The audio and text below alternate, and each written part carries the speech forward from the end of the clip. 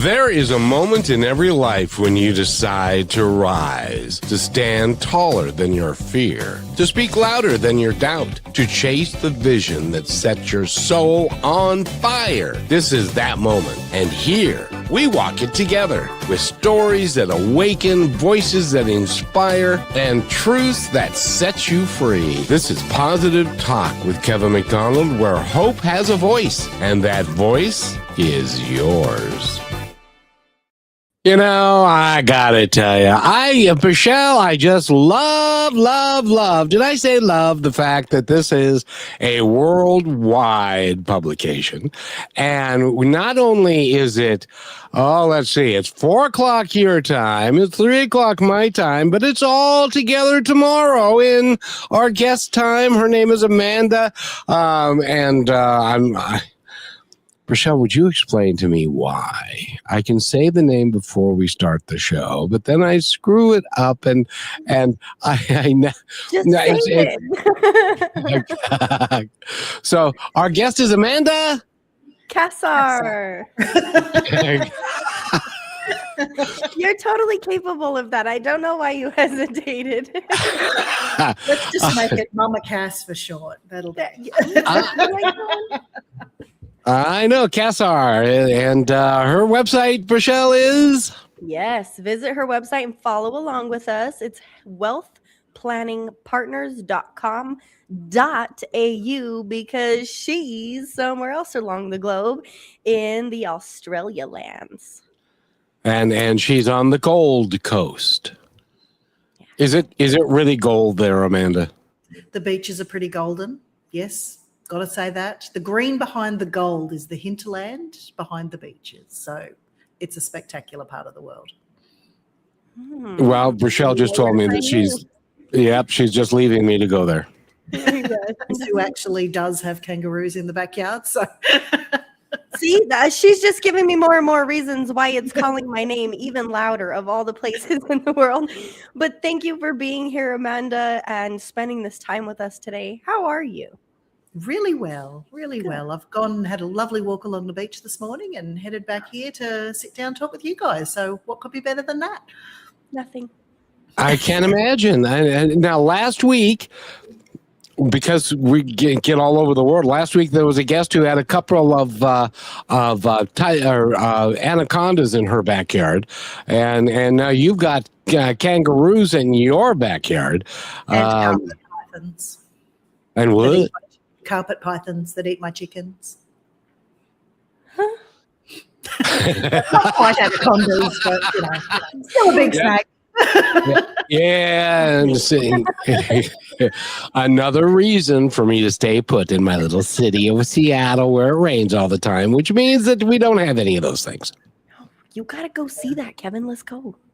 Although Rochelle, I was thinking of you over the weekend because I heard that you've had more snow in the last. Well, you haven't had any snow. I'm trying to say this appropriately. All winter we've had no snow, but it's a 40-year low. Yes. Longer than you've even been here, longer than Amanda's been here. But Amanda is a financial coach, and she has a company, and she works to help you learn how, in all phases of your life, and correct me if I'm wrong, Amanda, but when you're young and you're trying to develop it, when you're in your middle age, when you're trying to save it, when you're old age, when you're trying not to spend it, the cycle of life. I could break out into a Lion King classic right now, but it's very much Elton John's Circle of Life for sure. I play that song all the time, but and because YouTube, they get in a snit if I play a song here, so I can't play it, but I would love to. So, but and the name of your company too. So Wealth Planning Partners is my everyday financial advice company, and I aged care services where help people work out their finances. For the last 68 years. Are you familiar with the laws here in the United States?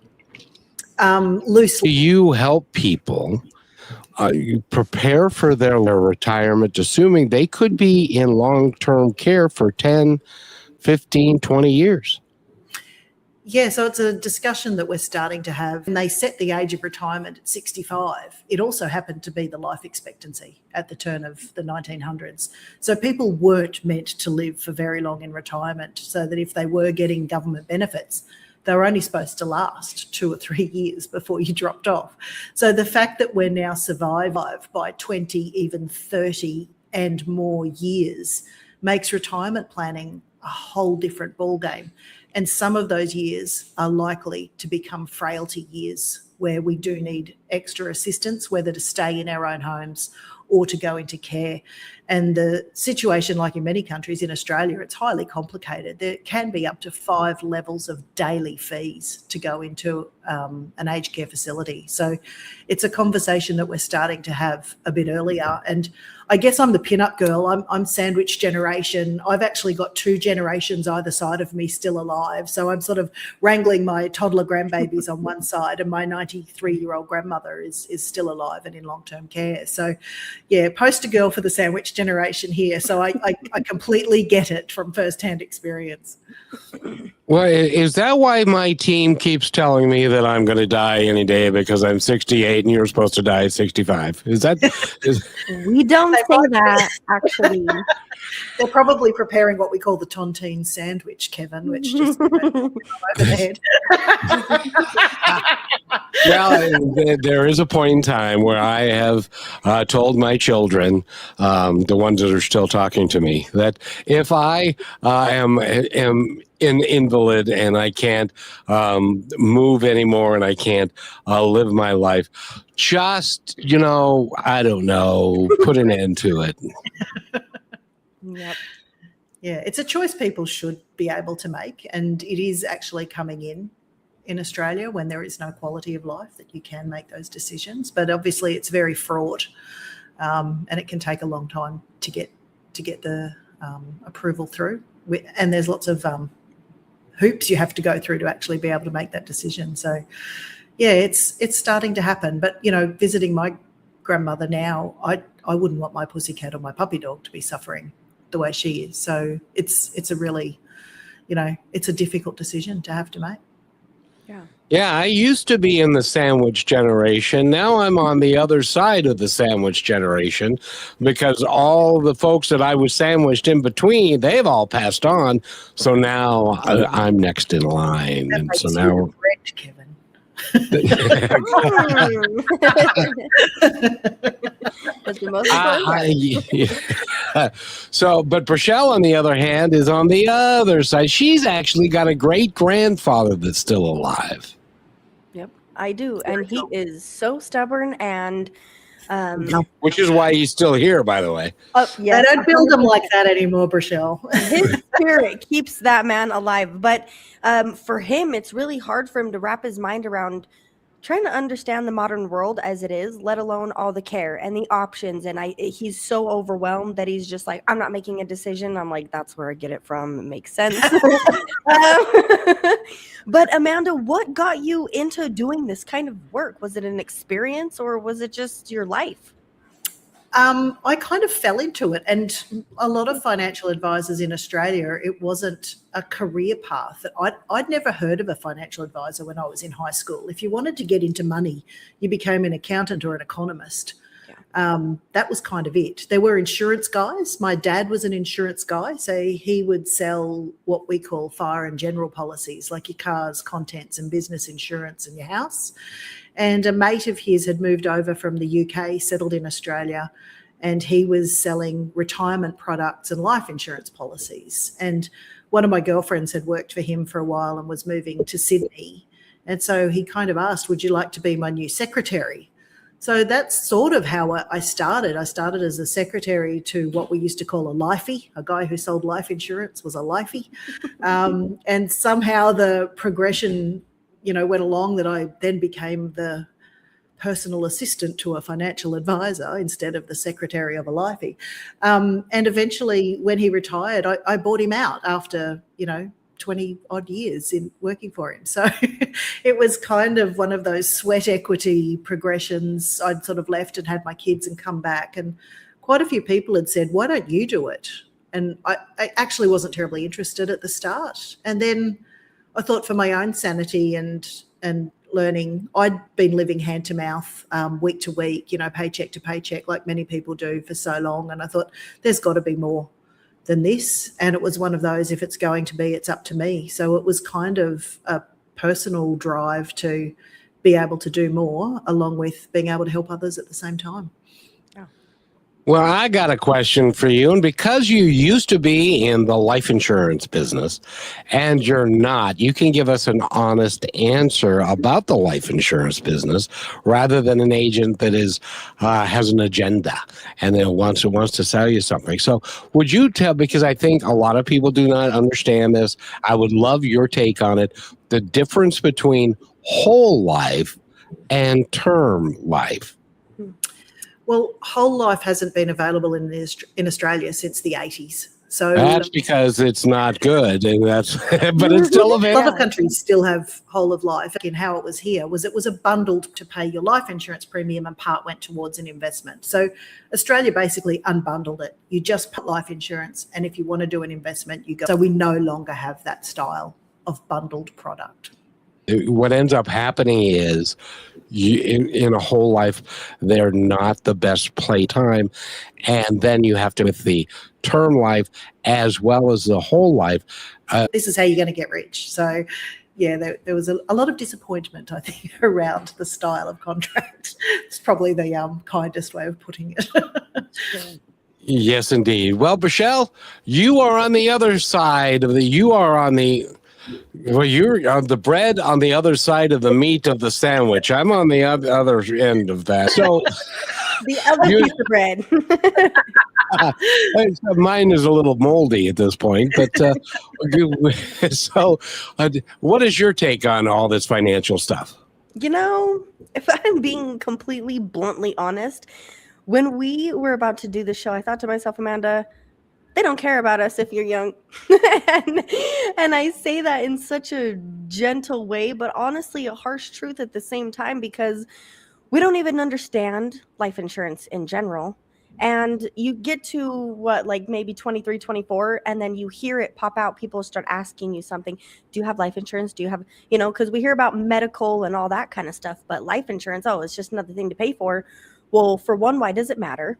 Why is it worth my money? Is it worth my money? In all these cases, you got to call 300 different places, talk to 40,000 different people, try to get all the dots in a row and understand it in itself, but also why it even matters and what it does for you. And they don't really explain it. They're just like, oh, you need that. And so without having sales guy. Well, I feel like my great grandpa, it's like, grandpa, well, this, and this. And he's like, okay, well, why? There's just I see it how he sees it, but the people in the middle are the ones who are actually teaching, like you, the opposite ends of us, because somewhere along the way, some of us only got advice that we thought was useful. And still to this day, I'm like, I don't know much about life insurance. I just know I need it, and I still don't have it. Well, maybe you don't, Rochelle. I mean, life insurance is a product that's sold in Australia based on need. It's not everybody needs life insurance. So if you don't have debt, you're still living at home, you don't have children, you may not need a product at all. At 27, I was married with a mortgage and 2 kids. So, yeah, I needed life insurance at 27 to protect my husband and my family if something happened to me. If you're one of those stay-at-home kids who's still with mum and dad and life's good, you may not need it at all, unless mum and dad want to bump you off and take over the proceeds. So don't give anybody an idea here. What about those of us who maybe we are independent but have the house, the car, the things? Could that be beneficial? Well, then to somebody else, because in order to collect it, you'll be dead. So is it beneficial to you? No, God, no. Is it beneficial to the people you'd like to leave your estate to or leave a legacy? Some people are never able to be generous while they're alive, but would like to provide for a charity who impacted them or a loved one. So, they may want to leave a charitable donation through life insurance at some stage. So, if you're of a philanthropic bent, maybe. If you'd like to leave nieces, nephews, cousins with a debt-free estate, maybe. If it's a property you've got and they can sell the house and it's, worth more than the debt, great. So it's a completely personal decision about whether you need it at a young age. I wonder how many people are wasting so much money paying paying for this, or they get to the age where they finally need it and can't afford it. Well, and the problem is when you need it, it gets a lot more expensive than when you're healthy and you're a kid. But Amanda, we need to take a quick break, and we're talking with Amanda Cassar, and very good. And her website again, both of them are wealthplanningpartners.com.au and trustedagecare.com.au. And we're going to talk about both of those things when we come back. And I want to talk about the ability of developing enough resources so that in your later years, you can be a little philanthropic and you can give back a little bit. But in order to do that, you need to have a bunch of planning on the front end. And so we're going to talk to Amanda about that when we come back. Something terrible has happened to Rochelle. I hope her parents haven't come and knocked her off. They heard about the life insurance. Yeah, exactly. And but she will be right back, and we'll be right back right after this. For way too long, we've allowed shadows to dictate our steps. Our clamor of division, the whisper of fear, and the harsh grip of hate. They've tried to define us. But this moment, this is our moment of truth. We remember who we truly are, not just separate islands, but a vast ocean of shared humanity. We declare our independence from the narratives that have pulled us apart. We choose curiosity over judgment, empathy over indifference, understanding over accusation. This isn't about ignoring our differences. It's about celebrating the strength woven into our tapestry. It's about remembering that progress isn't built on exclusion, but on common ground. So let the banners of kindness fly high. Let the anthem of unity ring out. This is our declaration, our independence from what limits us, our freedom to truly connect. Because together we are stronger. And together, we are free. And this declaration is brought to you by Positive Talk Radio. And welcome back to Positive Talk. My name is Kevin, and Amanda Cassar is with us. Am I close? Yep, got it. Oh, perfect. And Rochelle is going to be back joining us theoretically in a minute and stuff. But I wanted to ask you, because my father was able to amass a reasonably, in his day, a sizable amount of inheritance that he passed on to me. And I am using that to partially fund this show and to do the things that I find important to carry on his legacy. Is that something that a lot of people think about, that they want to create that so that they can pass that on so that it can be used in a proper way?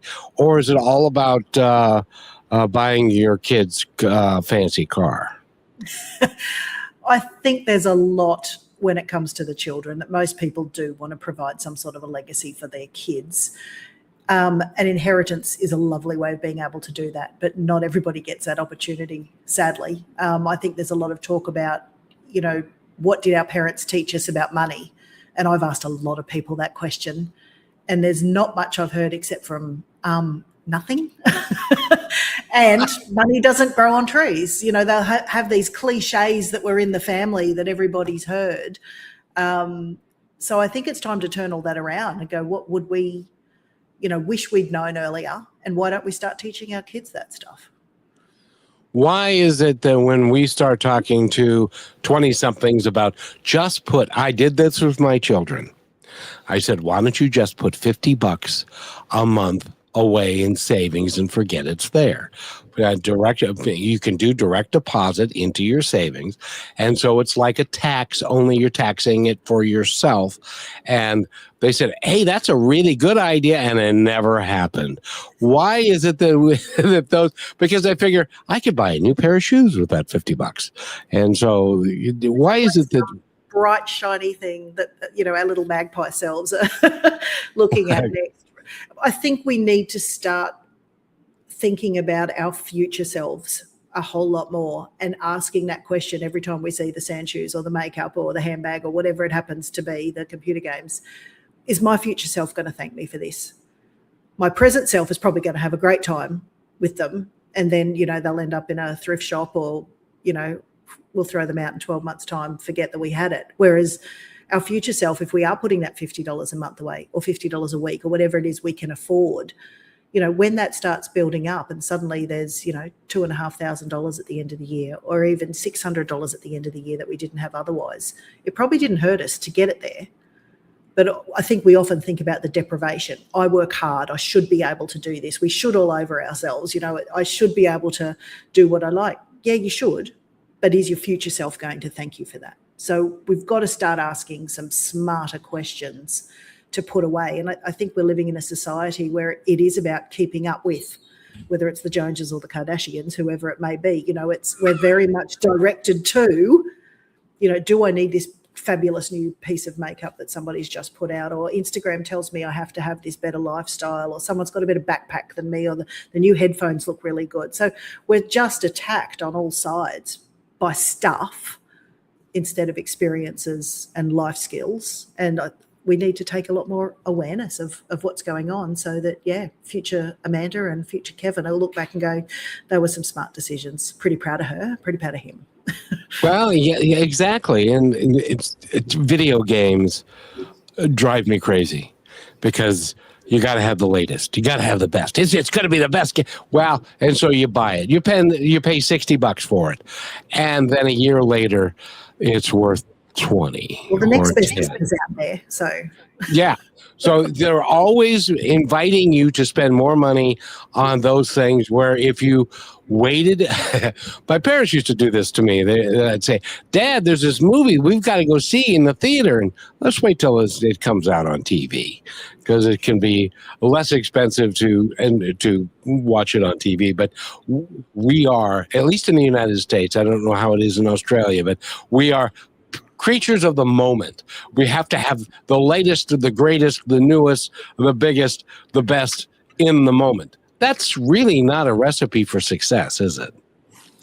Not really, but that's the society we live in. It's a very throwaway, I want my fix, basically. We're always chasing the next high, the dopamine hits all the time. And whether it's tapping the card or, the next biggest thing, but the thrill wears off very quickly. And then we need another one. So instead of, I suppose, having a think about our relationship with money, am I doing it for comfort? Am I doing it to reward myself? Do I feel like I need rewarding and deserve it? Do I work really hard? So, what are our reasons for doing what we do? I don't think we do enough navel gazing when it comes to examining our motives. No, we don't. And because you're a financial advisor, I would love for you to explain. And by the she survived. Did your parents? The attempt failed. Did your parents come and try and cash in on your insurance policy? They did. They came and made me sign the contract. They were like, well, it's now or never. So apparently, no, my computer said immediate restart, and I didn't really have an option. So I sat here patiently. But no, I am back. So excellent. Amanda, I have a personal story that I have to tell you, because I think it can be instructive. I have asked one of my children, and I won't say which one of my children, for years, to go get a financial advisor who can help him put together a budget, who can help him organize his finances in a positive way, so he can not make decisions that are based upon in the moment. I got a raise, so I'm going to take that raise and I'm going to do something on time, and I'm going to buy something that I've always wanted, which is different every week. How do you help people organize themselves to ask the hard questions about their finances and what they're spending their money on? Because it can be very destructive. Yeah, massively. I sat down with a lady to do a budget with her recently at the insistence of her daughter. She's just hit her early 60s, has no home. She's paying a lot of money in rent each fortnight and likes to just spend her money on Temu. And so we were having some hard discussions that how do you get to this age and have nothing? I'm talking no savings, no security if, the house has to be sold or they want them out. So suddenly going, I've got to get serious about this at 62. It's a lot easier having the discussions with her daughter who's in her 30s going, we need to start planning. Getting control of the finances, I think, is the first part. And I mean, the old budgets are boring. My eyes glaze over. I couldn't be bothered. I don't want to. I might be confronted by the fact that I am spending more than I'm earning. All those fear factors, I think, hold people back. I try and, if you don't like the word budget, call it something else. Your spending plan, your money, your adventure trips, or whatever it's going to be for you that makes it a bit more fun. It's about control, because if you know exactly per pay period what it costs you to live, from the registration on your vehicle to your home contents insurance to eating out on the weekend, having some guilt-free spending money, if that costs you $693 every fortnight and you only make $675, there's something that's got to give. If you make $797 and you've got money left over, then you've got choice. So we've either got, right, we can get rid of debt, we can put towards our future self, we can start a retirement plan.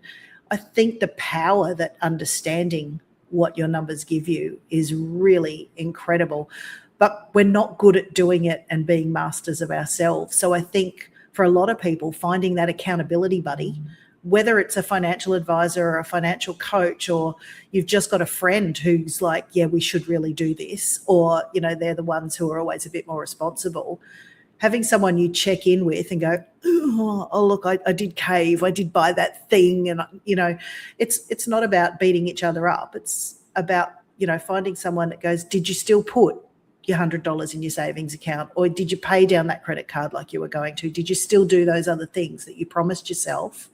So having someone we can, be in step with, great idea. You mean that when you have an accountability partner and you say you're going to do something, you're going to end up having to do it? Maybe. I thought you were just giving them lip service.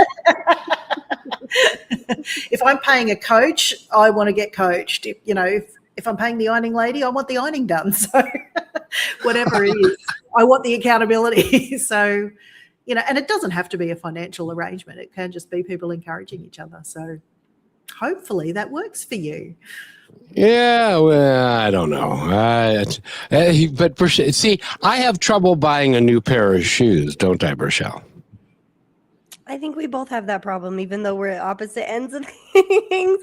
But you on the extreme, definitely more, yes. Yes, indeed. So we need to take our halftime break, but when we come back, Rochelle, I want you to ask Amanda how a financial advisor can help someone like you become financially viable throughout your entire life, because I got a relative that Amanda, the stress of always wondering, am I going to be able to make that payment, or having them call you and you're developing a close personal relationship with the customer service person at the bank because they call you every month to say, where's our payment? The stress has got to be just mind-boggling. And so I want to ask you about that. And Rochelle, I'm going to leave it to you because I want you to be financially secure for your entire life. And we'll be right back with Amanda Cassar. Got it. Well done. Good job.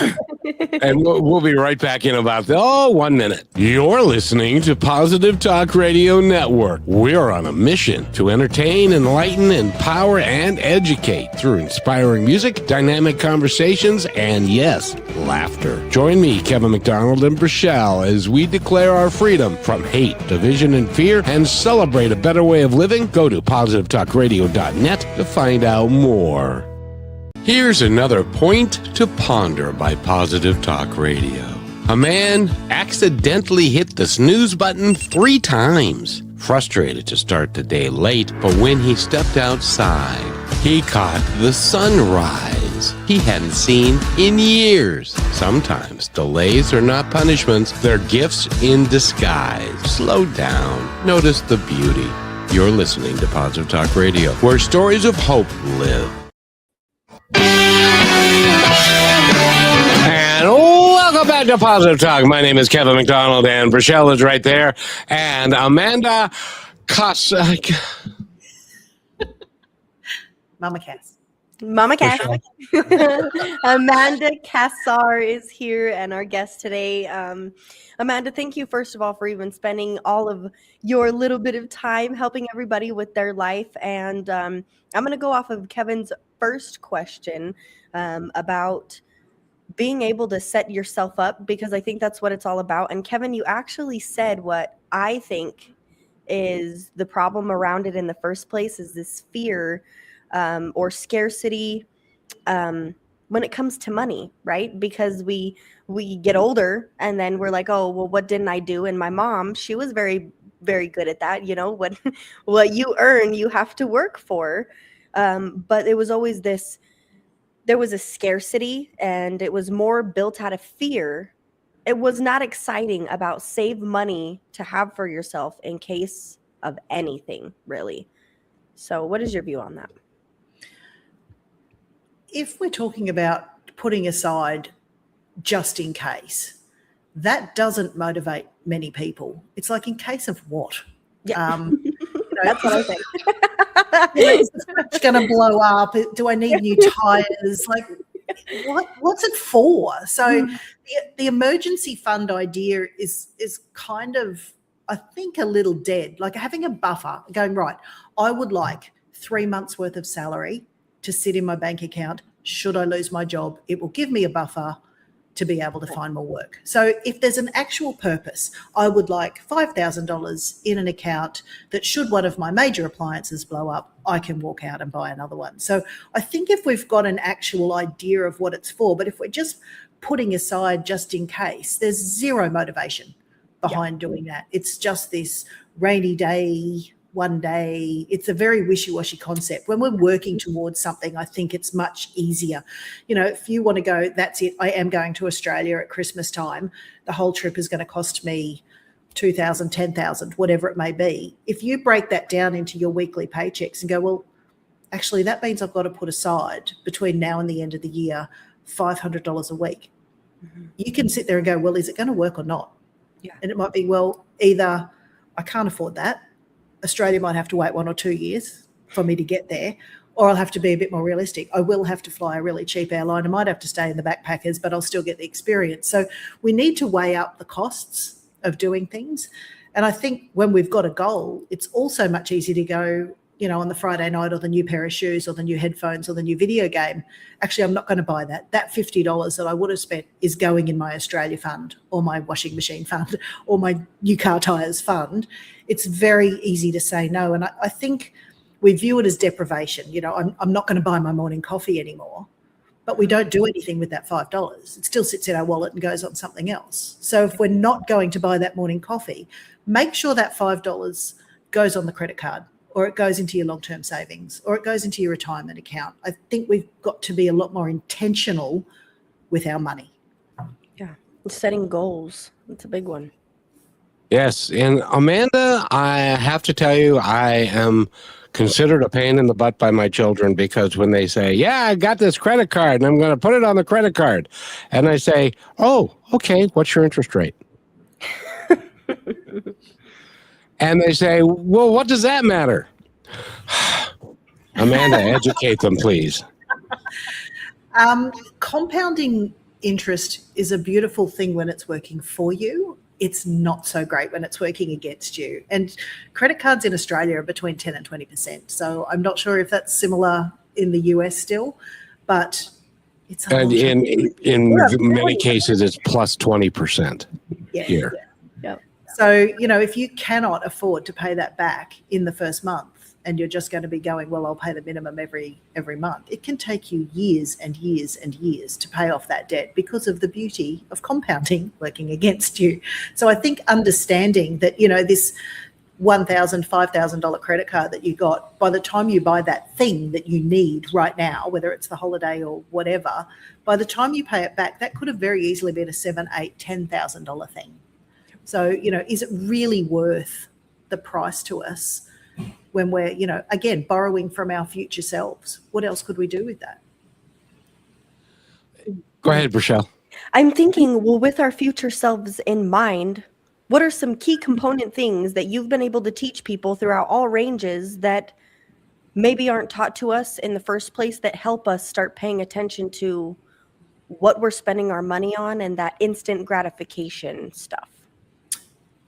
Yeah, people's relationships with money are really complicated. We'll often get a new partner or something and we'll talk, oh, do you want kids? Yeah, do you want kids? All right, well, let's get married and we'll have some kids. And we don't sit there and go, well, what did your parents teach you about money? I mean, it's not one of those conversations that, well, we're thinking about being a partner. Let's have, the big talk. So it's not something that comes easily or naturally. We're always told sex and religion and politics and money, they're all these taboo subjects that we're not supposed to speak about. So they've got that stigma from a very long time ago.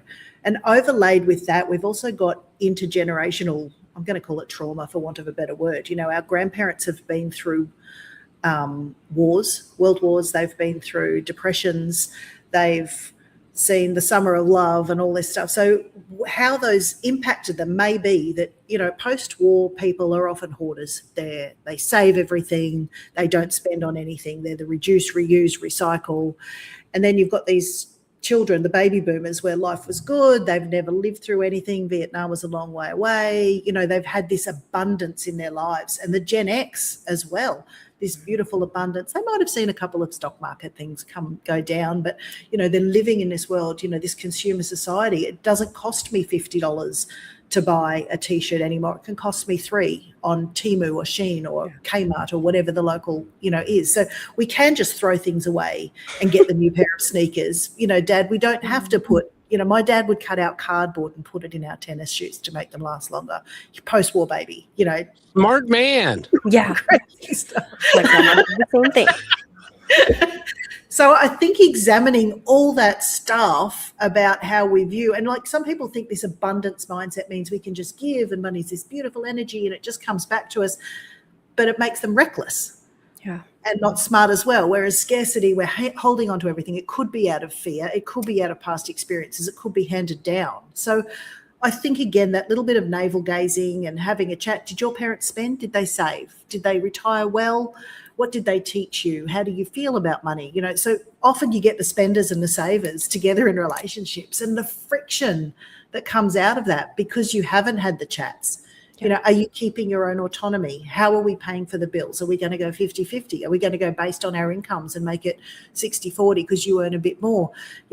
Am I going to keep my own bank account and we just put the bills money together? So those kind of really practical day-to-day things, sometimes they just sort of happen.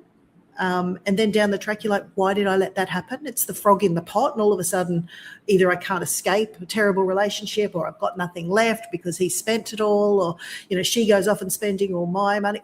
I think there's so much to unpack when it comes to our beliefs and what still serves us. They're big conversations to have with ourselves, let alone with anyone else. Yeah. So it's really just you taking a look at yourself and being accountable for your relationship with money. Yeah, which is harder than it sounds. Oh, yes, it is. I looked at my DoorDash and it humbled me. Well, and if you're older like me, or you've got a wife like I had, she came from a family where the mom didn't work. And my mom didn't work. And so so we had a very clear defined boundary, and that was you go to work and I get everything that you make. And then if I want to make anything extra, I'll take a part-time job. And so that's exactly what happened. everything that I went to was for the mortgage, for the light bill, for the family, for the food. And then she got play money. That didn't work out very well for a long period of time. So finances, even I think even more important than talking about how you're going to manage your sex life after you're married, I think talking about your finances is even a bigger deal. Don't you think? Well, you might not have a sex life if your money's not in order. Well, there was that too. That's an important key. That's exactly why we need to talk about money, honey. Because if I run out of money, you ain't getting any anyway. So there, just saying. But yeah, it's such a tricky and fraught subject that, you know, I'm trying to write some books at the moment for teenagers to understand the basics around money. The old bucket strategy seems to work. Some people used to call it the envelope strategy when you got cash paychecks in the olden days. You know, no, $20 here for the electricity and $20 for my car. And, you know, you divide it all, which you can do with your sub accounts now very easily. But that still really works for a lot of people. Or I've got a bills account, and now Amanda said I need to know how much it's going to cost me to live. That $487 is going into my bills account, because then I'll have enough when the rego comes due, or when my annual payment for whatever it is comes due. The money's going to sit in there, and I'm not allowed to touch that because it's my bills. Now, this little bit that's left over, where can I direct that? Is it going to be the trip to Australia I've always wanted? Is it going to be, I really want to get rid of that credit card? Dad's been at me for years. I've been paying interest that I shouldn't have been paying.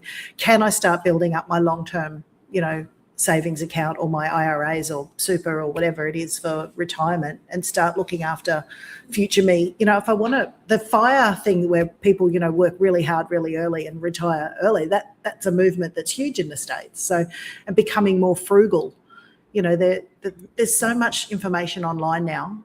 Please don't just think I'm telling you to go and talk to a finfluencer. There are some good free resources out there about, you know, living life a bit more frugally and taking a stance when it comes to, you know, spending. Every time we spend $1, we're actually investing it, whether it's going into a savings account or an investment. Even if we're spending on the Temus and the Sheins or the Targets or, you know, Whole Foods, is that where we want our money to go as well? You know, is it just cheap and that's all I can afford, so that's what I'm doing? Or am I supporting something that may be fast fashion and impacting the planet? Is it slave labor or child labor? Am I making decisions based around my own values, which most people have never stopped to even think about? What are my values about money? You know, am I supporting things that I really, you know, they're outside my values? I am at heart a philanthropic person, even if I don't have money to give. Where do I want that dollar to go? You know, might it be that I'd rather spend $10 on an ethical T-shirt than a $2 slave labor driven T-shirt? So those kind of questions, I think we need to start becoming a lot more savvy when it comes to money, and every dollar we spend is still an investment in something. Can I say something based off of that before our break, Kevin? Because I had this happen to me just a few days ago, Amanda, where one of my friends asked me, why do you tip everywhere you go? And that's become kind of a thing, especially in the States. You see everywhere you go now that never used to ask for a tip, Starbucks, coffee shop, wherever you're driving in, driving out, they're asking for tips. And there are a lot of people that are like, well, they already get paid to do their job and they're not doing anything more than they were before. So why would I tip them? They're not technically serving me. But I take it from the stance of it's about the purpose. And those are the dollars that I don't worry about, because I know they're going to come back to me in one way, shape, or form. I understand those tips are how those people are actually making a living now, because they're getting paid less than they used to before. And when my perspective shifted, I stopped paying attention to it. I naturally will just put $1 or the lowest percentage or whatever it is, just that little bit that I have to give every single time that I'm grateful for receiving the service. And I've actually gotten a lot of interactions from people who work places. Once they see that I tipped, they will treat me differently, as if like they love me, and then we're best friends over $1.50, $1.70, 93 cents, whatever it is, you know, round up to the nearest dollar and things like that. But I don't think a lot of us are realizing that that money is how somebody is able to feed themselves, rather than you just being stingy about $1 when you could help somebody in their life. So just something to think about. And we need to take a real quick break. And when we come back, Amanda, I want you to answer the most complex issue in our world today. And that is this. Most couples, both of them are now working or have to work. Do you keep your bank account and your money separate? Or how do you make it so that you don't kill each other at one point in time in the marriage agreement? Because, well, we'll talk about it when we come back. We're talking with Amanda Cassar. Cassar. That's it, Cassar. Got it. Oh, God. Was that hard? That was good.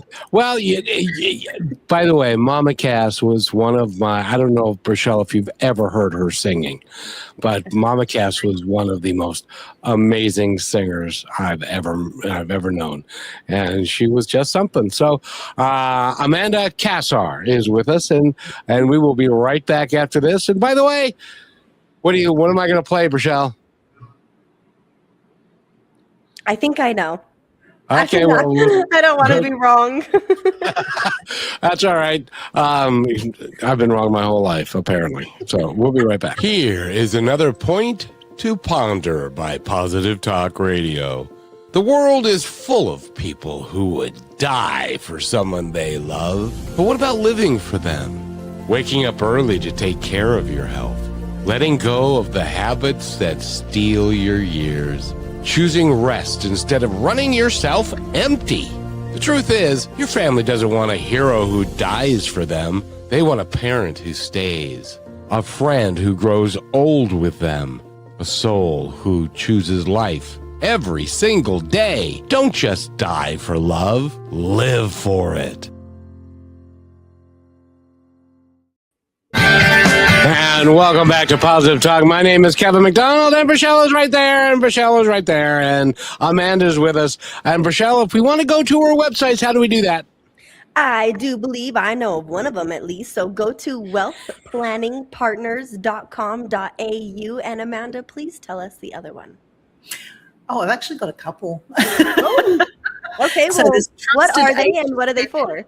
trustedagecare.com.au, probably more for the Aussies, but I also have an amandacassar.com.au where you can find my book and find me. Perfect. And how long has the book been out? Late 2016, I published that one. Oh, wow. When's the next one coming? It's with the publishers now, so hopefully in the very, very, very near future. Well, when that comes out, you're going to have to come back and we can talk about that. Awesome. That'd be great. But in the meantime, I wanted to ask you, if you are a married couple and you each have your own income, should you marry them together? Should you make a third account and that each person contributes to it? Or should you just dump it all together so that when one of you gets tired of the other, which happened to me, they can start bleeding the account into a separate account that you have no idea what's going on until they decide that they're going to leave? How would you handle that? Look, the answers are very solid. It depends. I love the idea of keeping autonomy.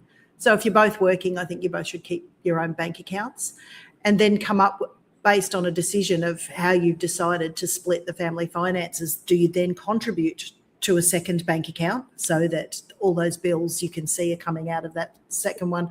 Or is it, I'll take care of the mortgage, I'll take care of everything else, and that comes out of your account? I think the fact that I've seen so much financial abuse, and what you're talking about, Kevin, is sadly a lot more common than I think a lot of people realise. And so I don't want anyone to ever find themselves in a situation with DV or anything else where they cannot walk away, and one of the main reasons is because of the money. And money is just such a powerful way of, exerting coercive control over a partner, that I think if you keep that autonomy, you are less likely to find yourself in a situation where, you're unable to leave and you've got to stay for the kids or whatever it is because of money. And I don't want anyone to be in that situation ever.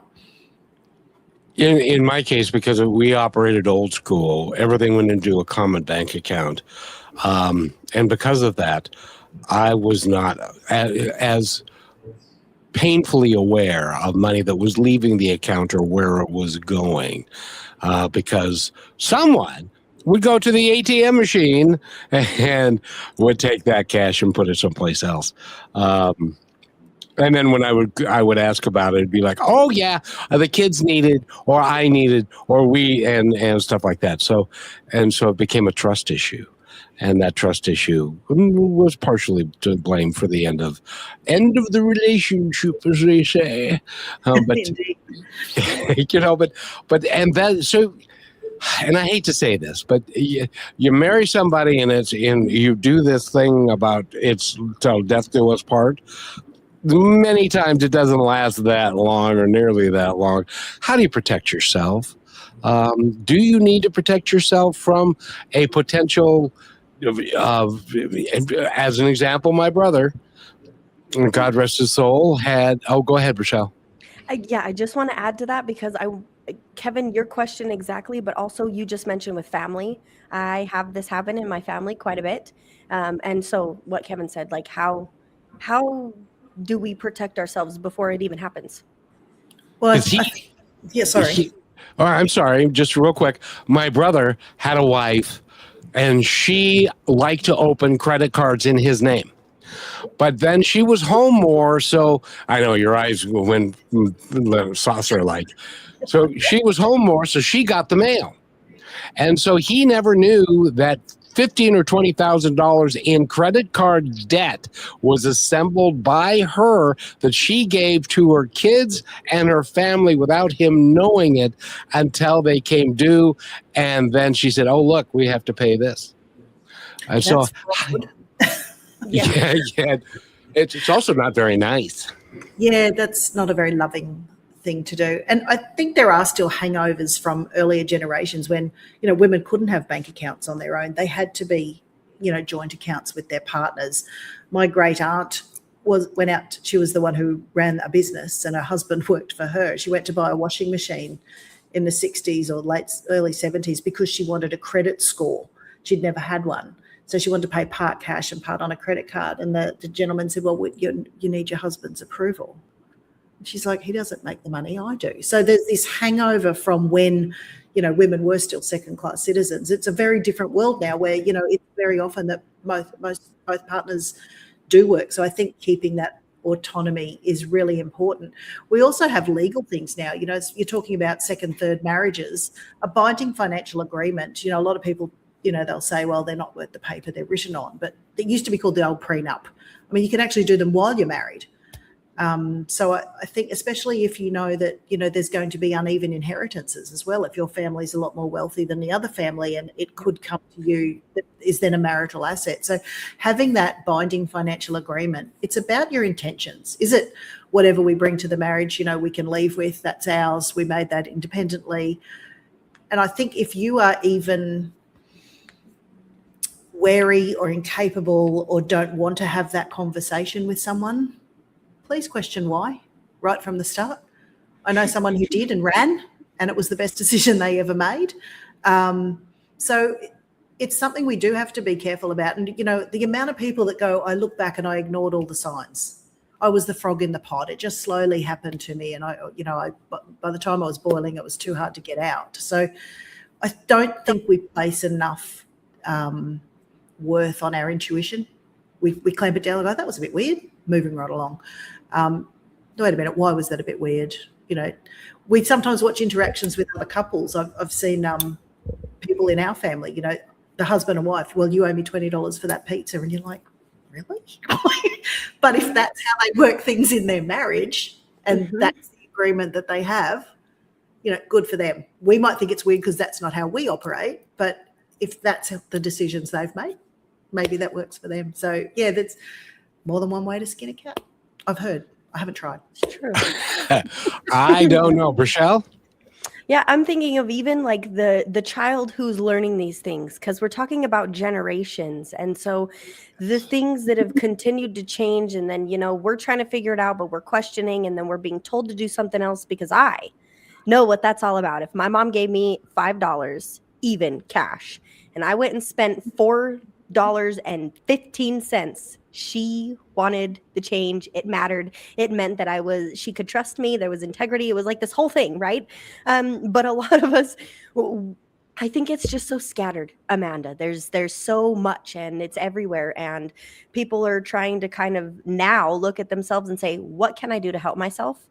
And I think that that's really important. And thank God there's people like you here to do exactly that. So when somebody is thinking about these things and they're hearing this conversation, where would you tell them to look first? Like, what is the starting steps of getting life insurance across the board?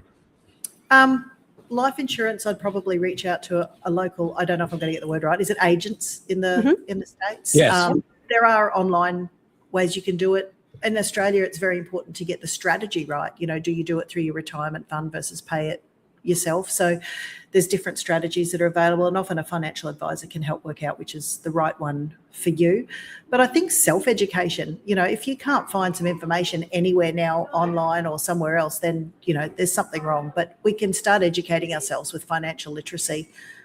There's some amazing people, you know, out there who love to share. And, you know, it doesn't have to be a book. It can be a podcast. It can be a YouTube video, whatever your preferred medium is, except the finfluencers. Not that I've got a thing against them.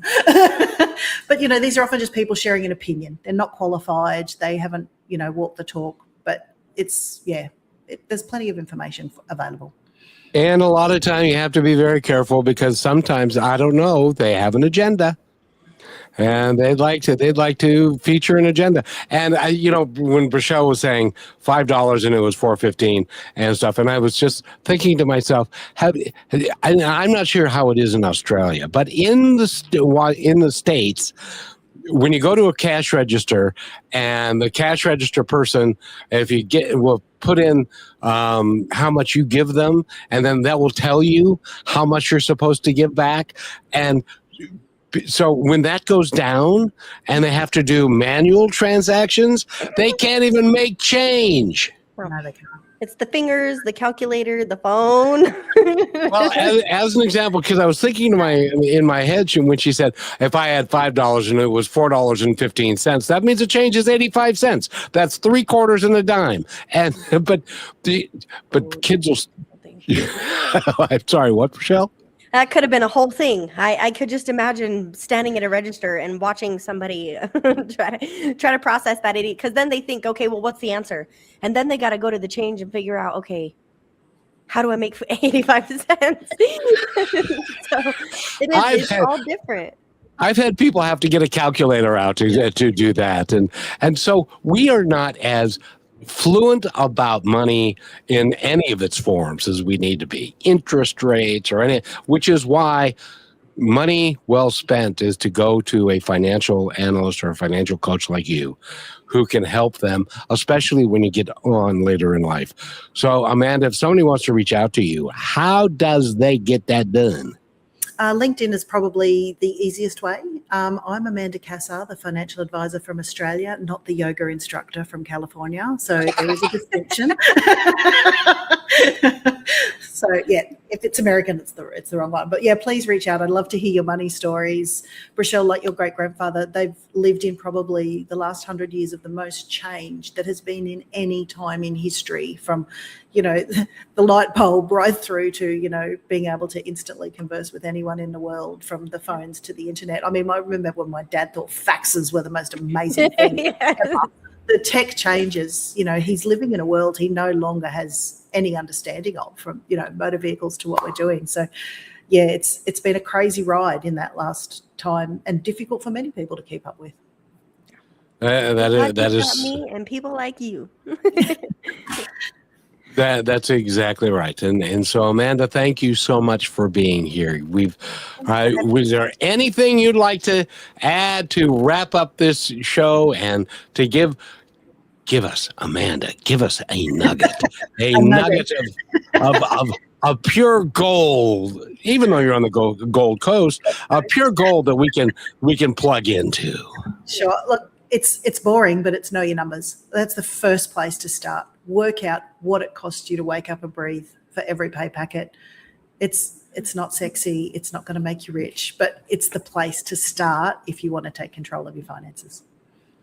Well, it could end up, because I ended up co-signing, and we got to go, but I co-signed for a large investment my son made. And I got, because he had trouble making the payments on time, I developed a close and personal relationship with a customer service agent that would call me because she couldn't get a hold of me or him. And so she would call me and say, I know, I'm calling you again, but he hasn't made his payment again. It's like, so I almost asked her out on a date. Relationship with your son to manage his money. Well, the problem was, as a lot of kids these days, this is a whole nother show, he didn't ever call back. I would have visited. A chat, sweetheart. And Amanda Cassar has been with us, and you're delightful. Will you come back and see us? I would love that. Thank you. And Rochelle, anything before we go? Set a little goal for yourself. Set aside $5 and give yourself a goal of how long you're going to make that last, and then use that as inspiration. I promise that it will make you feel good and you'll want to keep doing it. And if not, just give it to Rochelle. That'd be nice. That works too. I'll send it to Amanda to help with your life sessions. Thanks, Amanda. Thank you, Amanda. Have a great day, everybody. Thank you for being part of Positive Talk with Kevin McDonald, where stories inspire and voices remind us of what truly matters. May today's conversation give you hope, courage, and a reason to keep moving forward. And just remember, till next time, be kind to one another because each other's all we've got.